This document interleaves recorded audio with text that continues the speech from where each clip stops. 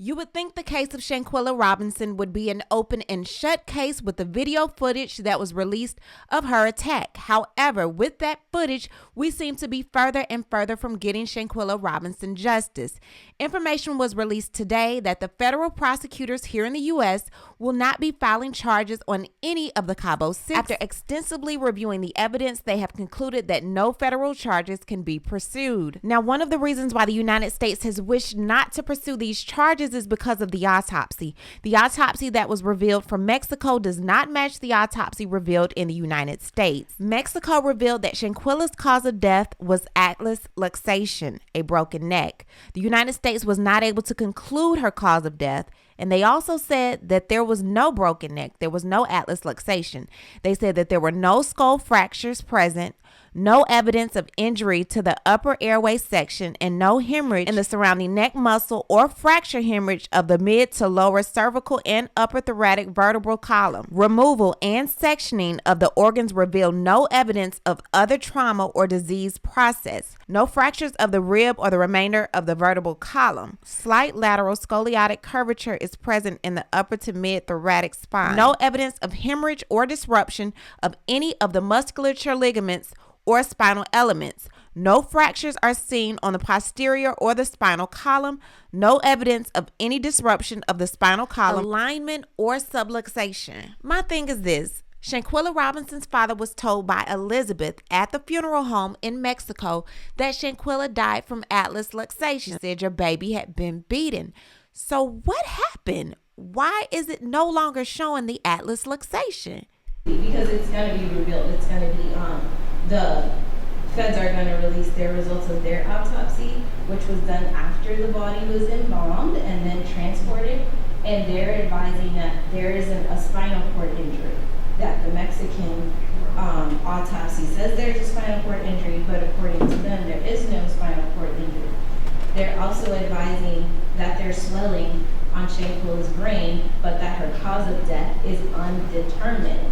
So to me, if you are in an investigation, how are you closing an investigation on a case where the cause of death is undetermined, but we all have seen a video showing a brutal attack?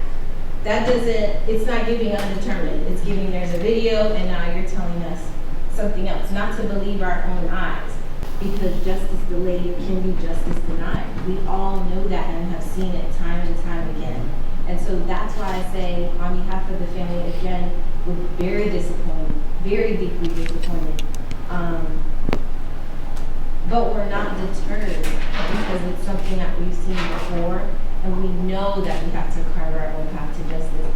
Ms. Robinson knew that when she asked me to go on a fact-finding mission to Mexico, that we were obviously in a state of affairs where there's two different justice systems in America. And we know that in ours, we have to fight for our justice. Right. We have to rally for our justice. We have to beg for the same constitutional rights. And Shanquella is doing that even in death. Even in death, she's having to fight for her rights as a U.S. citizen, as a victim of a crime. The U.S. authorities have to understand and have to know that even if for them it's not about Shanquella, that United States citizens cannot go to Mexico, commit a crime that we all saw on a video, and then come back to America and say, we're on base, we're safe, we're not going to be charged with a crime. That cannot be the message that the U.S. authorities want to send. So again, discrepancies caused or discrepancies in the autopsy results between Mexican authorities that we've all been discussing, that we've been discussing unfortunately and not being discussed by the right individuals, have all been caused by delays. If it had been taken serious from the very beginning, if the internet and the people and the social media didn't have to create the movement behind the case, and the authorities would have gotten involved the minute the video surfaced, there wouldn't have been a delay. There would have been immediate statements taken from the individuals involved. There would have been time to take an immediate autopsy of the body before it was embalmed. All of those things would have been done, but because it was the death of a young, black, beautiful, brilliant, educated woman who was on vacation, justice was delayed. There was no investigation done. It was not taken seriously until the people had to say, hey, we're not going to accept that this is just what it is. This can't be just what it is. We see with our own eyes an attack, an assault, a crime happening, and nothing's being done. That came from you all. That came from the people saying, we demand answers. And today we actually ended up with way more questions than answers. And so that's why I'm determined and fully aware, and the team, Ben Crump, Tamika Mallory, Until Freedom, Mario Black, all of us, we stand with this family, and we're gonna stand with this family until the very end. And we're gonna be in Washington, and we're gonna rally, because we understand, unfortunately, what the job is, what the work is, and that we have to carve our own path to justice in these cases. And we've seen it time and time again, and I've said it in other press conferences. I would like to be put out of this line of business. I don't want to be here on behalf of another beautiful Black family begging for dignity and respect and basic constitutional rights. I don't want to be doing those things, but that is what it is right now. We have two separate justice systems, where one is, if you're a victim of a crime and you look a certain way, it's going to be covered by the media. It's going to be resolved in a certain way. And then we have our cases where we have to have press conferences and rallies, and we have to beg the government to intervene. And that's not okay. And that's why it's the most important work of our time. And so we're disappointed, we're not deterred, we're pressing on. We absolutely will keep you guys updated on everything that we're doing, but we're definitely pushing toward the 200th day to be in DC. We hope that everyone can join us, because the message cannot be that U.S. citizens can go overseas and commit crimes against other U.S. citizens and come back and say that they're on base, that they're safe, that they're not going to be arrested, that there's going to be such a delay in the investigation that the evidence will have time to dissipate, and they'll have time to change their stories or work on the evidence. That can't be the message, because this is the land of the free and the home of the brave, and we have U.S. constitutional rights, and there's victims' rights, and we're going to fight for that. We're going to fight for that, whether the victim of the crime is Shanquella or whether it's any Black woman. We're going to fight for that, because it's deserved. It's our right as U.S. citizens. So I'll have, do you want to speak? So I can take questions. So like you mentioned a delay. Is there any kind of evidence you can share that was shared with you all to the reason why the government DOJ said they can't? Sure. I said there was a delay, meaning that the video was released on November 16th. So we were advised today that the U.S. authorities didn't begin an investigation until after their own autopsy had been conducted, which would have been well after the video came out. And really the bigger issue is that without the video, before the video even came out, if you all remember, there was a statement released saying no foul play. Before any evidence was even entered, there was a statement made saying, oh, there's no foul play. That statement was never retracted, but because the case was never taken seriously from the beginning, that caused the delay. That caused Mexico to have to do their own autopsy, then the FBI to have to wait for the Robinson family to have the body transported. All of these things should have been done by U.S. federal authorities if they took the case seriously from the beginning, but it wasn't taken seriously from the beginning. The people had to move the case. We had to demand that the case be taken seriously. And those delays are going to cause discrepancies in an investigation. We all watched First 48. Know that that time when you're investigating a murder or homicide or any crime, that you have to investigate swiftly. We saw it with the kidnapping case in Mexico. Immediately, the FBI said $50,000 reward, we're moving in, we're coordinating with the Mexican authorities. There was no swift action on this case. There was absolutely no urgency on the part of the U.S. authorities. So, did I answer your question? Yeah, I guess what discrepancy? Were there any discrepancies that they told you as far as like the Mexican autopsy in the US? Okay, sure. So that you can review. Yeah, absolutely, because it's gonna be revealed. It's gonna be the feds are gonna release their results of their autopsy, which was done after the body was embalmed and then transported, and they're advising that there isn't a spinal cord injury, that the Mexican autopsy says there's a spinal cord injury, but according to them, there is no spinal cord injury. They're also advising that there's swelling on Shanquella's brain, but that her cause of death is undetermined. So to me, if you are in an investigation, how are you closing an investigation on a case where the cause of death is undetermined, but we all have seen a video showing a brutal attack? That doesn't, it's not giving undetermined. It's giving there's a video and now you're telling us something else, not to believe our own eyes, which is why I invoked George Floyd's case, which is why I said, that was a case where we were being told, don't believe your own eyes. Don't believe that Derek Chauvin has his knee on his neck for 8 minutes. Believe that it's really a heart palpitation or he's having some sort of drug overdose. We see the video. We see what happened. We see that she's being beaten, but we're being told that, oh, the cause of death is undetermined. And that can happen if the autopsies are delayed. That can happen. So there was an arrest warrant out of Mexico. How does the FBI statement today impact that arrest warrant? And did they give you any indication that they will extradite the people who were on that trip with Shanquella? Right. They've indicated that that basically what they're doing is what I've talked about from the beginning, which is ping pong. The FBI today said, well, we're not going to press charges, but Mexico could do something if they want to do. And if Mexico wants to do something, then it's no problem. We'll be fully cooperative with anything that Mexico wants to do. So again, as you all know, I went to Mexico, and Mexico said, we've sent everything over to Interpol, we've sent everything to FBI, we've sent all of our documents. We're just awaiting word from U.S. authorities on what needs to be done next. So there's the Department of International Affairs, the Department of State, obviously, who we've contacted and sent a letter to, and they know what needs to be done. And that's what's so frustrating about the case, because it's not something that's without precedence or without a protocol. And so for the United States government and for the FBI today to sit and tell myself, Mrs. Robinson, and Mr. Robinson, that there's nothing to be done on their end, they're closing their investigation, and I guess Mexico could do something if they want to, is absolutely absurd.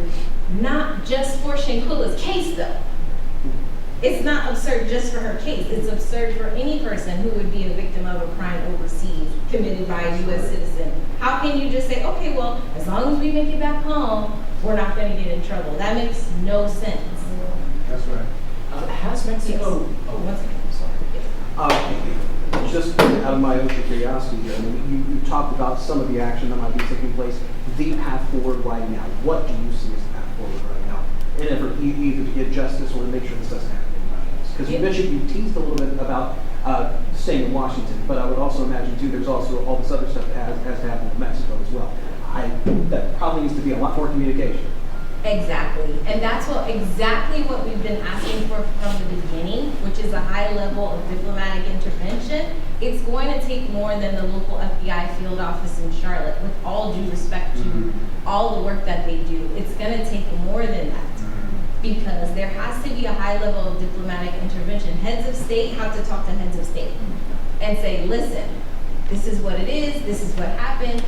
It's on video. We can't have U.S. citizens do this. Cannot occur. How are we going to resolve this? There needs to be a result in an amendment to the treaty or whatever has to be done. But it cannot be that you can commit a crime and come back and say you're on base. That can't be the result. So between then and now, we're absolutely preparing for the rally on the 200th day on May 19th. And then we definitely are going to still be, beating down doors and asking for our meetings in terms of, the head of the International Affairs Committee and their chair and all of the things that we've been doing. We're still going to continue that. And that's why I say, on behalf of the family, we are deeply disappointed, but we're not deterred. Yes. I know that Mexico has issued an arrest warrant, but has Mexico issued a extradition request? Right.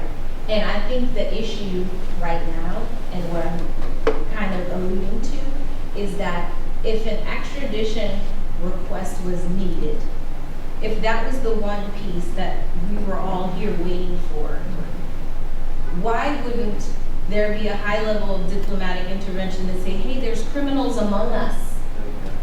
They're walking around and they hurt someone. Can you get this? There needs to be communication. And the reason why there's no communication is because the case hasn't been taken seriously. That's right. So I guess, like, to your knowledge, has Mexico issued like a formal request for extradition? Absolutely. Like I said, I was advised by the Attorney General in Baja Sur directly, we have sent everything.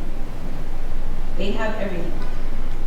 And remember, for the FBI to conduct their investigation, they've advised us, we're in communication with Mexico. That's how we did our investigation to say we're not pressing charges.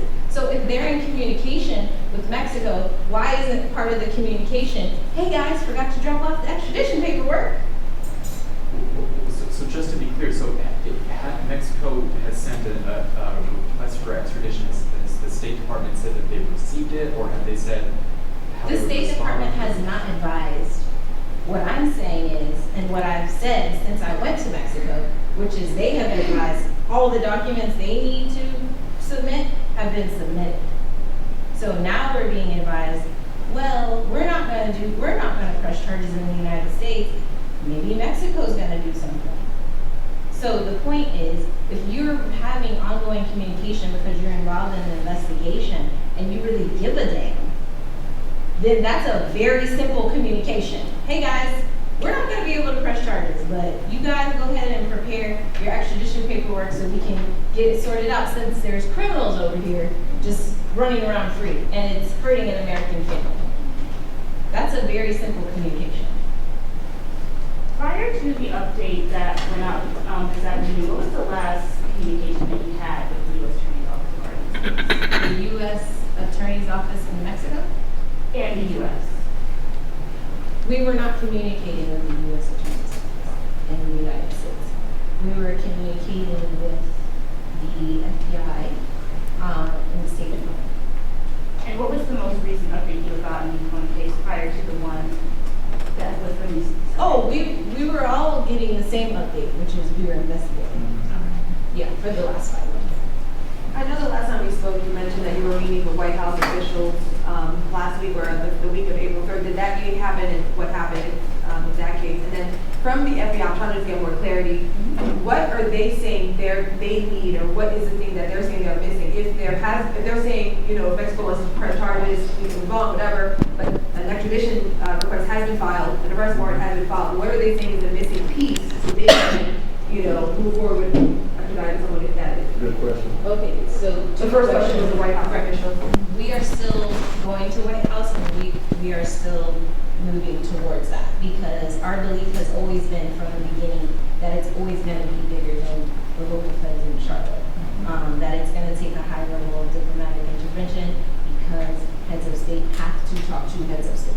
That's just the bottom line. It's a transnational criminal case, and so it's going to take a little bit more, especially because it involves one of us.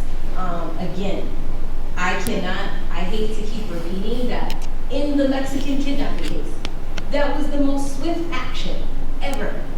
So saying to Shanquella's family, oh, we had to look around, it took us a while, we had to wait to get this autopsy result, is absolutely disingenuous, because swift action could have been taken if it was taken seriously immediately. And then what was the second part of your question? What was the missing piece? Well, actually, to piggyback off of that, so I know you mentioned you were supposed to meet the week of April 3rd. Are they receptive to meet with you, or are they pushing that behind you? Well, the issue is everyone is ping-ponging against everyone else. So first, you have to meet with this person in order to meet with this person in order to have a meeting with this. So we have now completed this piece, which again, we're disappointed by what was said today, but we're not deterred. So that's what I'm saying. We're continuing on the same path to the rally on May 19th and to have meetings with heads of state. So you met with FBI Charlotte today. Talk to me a little bit more about that meeting, and then what are they saying is the missing piece so that they can move forward? Because I know the extradition request has been put. Okay. So there is not a missing piece. So I don't want there to be a narrative saying that there's a missing piece. There's no missing piece. There's a video. Her cause of death is currently undetermined, and they've advised, based on their own autopsy, that they cannot determine a cause of death for Shanquella. Her autopsy that took place in the United States was done after her body was embalmed, which means that there was a delay. There's an undetermined cause of death and a video showing her being beaten. So you tell me what the missing piece is. Well, I guess I guess the question is, so if Mexican authorities are saying, hey, here are all the paperwork, the requests and so forth, so what would be necessary for them to actually extradite someone, you know? I unfortunately am not able to be present for the supposed conversations between Mexican authorities and United States authorities on this particular case, right? I can only say what I was advised. So the Mexican authorities are saying to me, hey, listen, we don't mind giving you our investigative packet, here it is. So it's not that they're saying we don't have communication. So if the missing piece is a document, right? Just like we can talk about it and say, hey, the missing piece is a document, so can they. And they should be. And if they were taken serious, they would have those documents in place. And another follow-up, did the FBI give you any indication if they interviewed any of the people who were on that Turkish call? Right. And they did advise that there were interviews conducted. And that's why I say any discrepancies, and I can speak plainly because at this point it's a lot. If you wait till 5 months after someone committed a crime, I'm not a trained investigator, but I would imagine that the people would have time, if they were involved, allegedly, in a crime, they would have the opportunity in time and space to delete text messages if that's what they wanted to do, to talk to each other about the case, which is why, generally speaking, in investigations, once you know there's an issue, you immediately and swiftly investigate to prevent delays that would prevent discrepancies, that would prevent justice from being served.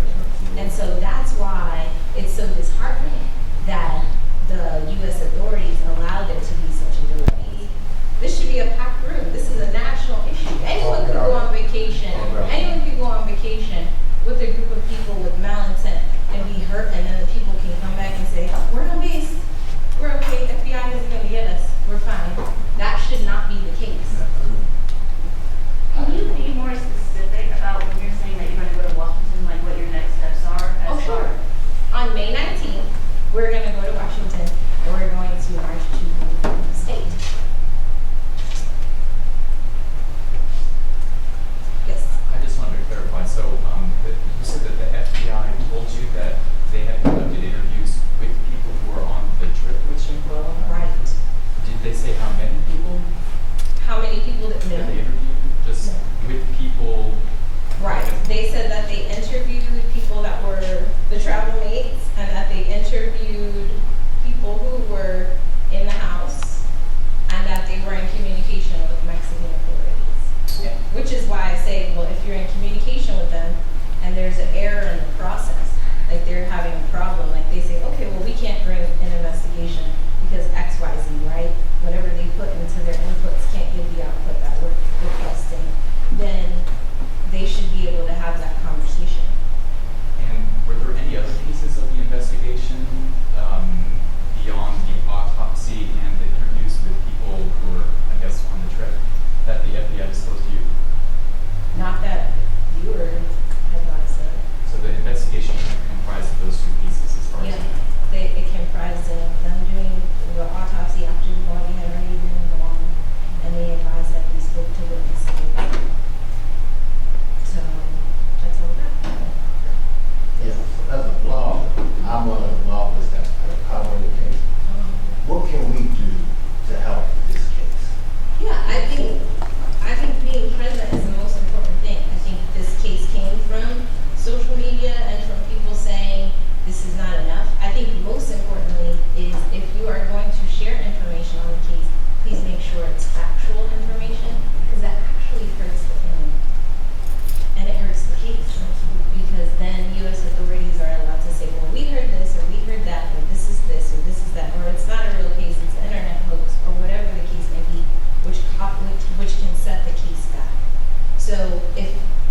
information on the case, keeping Shanquella's name in the media is super important, but it's super important to attach it to actual factual information so that we're not hurting the family and we're not hurting the case.